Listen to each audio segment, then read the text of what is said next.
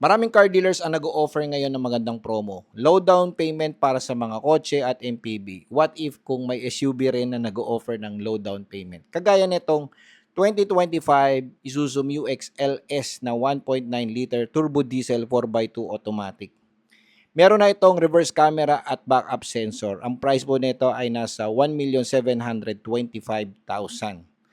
May low down payment na ino-offer po sila ngayon. Basta kayo po ay approved under RCVC. 121,000 all in. That includes chattel mortgage, 3 years registration, 1 year comprehensive insurance at marami pang iba.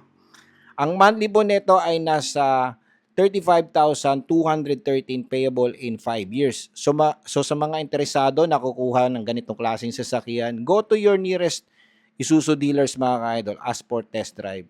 Sa mga nais malaman kung ano ang makina nito, ito po ay isang 1.9 liter RZ4 e-turbo diesel inline 4 DOHE 16 valve 6-speed na sequential shift automatic. Rear wheel drive ito na naka-timing chain at ang power naman nito ay nasa 150 PS at 350 Nm of torque. 80 liters fuel tank capacity. Kayang mag-consume ng 11 kilometers per liter on city driving. Depende po sa inyong driving habit, road condition, load condition. Pagdating naman sa mga highway at long drive, kayang mag-consume nito ng 14 to 18 kilometers per liter. Pagdating naman sa gulong, 255 by 65 R17 na naka-alloy wheels.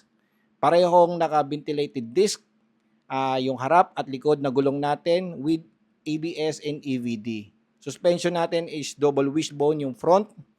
5-link coil spring with stabilizer naman ang ating rear suspension. Crash ratings po natin ay 5-star safety rating as of July 2022. Under ANCAP po yan mga ka-idol.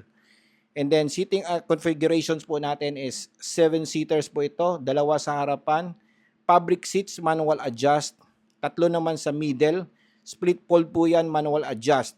Nagsa-slide din na rin yung mga ka-idol. Rear naman natin is split fold flat manual adjust. So sa mga interesado na mag-apply or kukuha ng ganitong klaseng SUV, mag-comment lang kayo dito or message nyo ako mga ka-idol. I-follow nyo na rin ako sa aking YouTube channel. Okay? Thank you!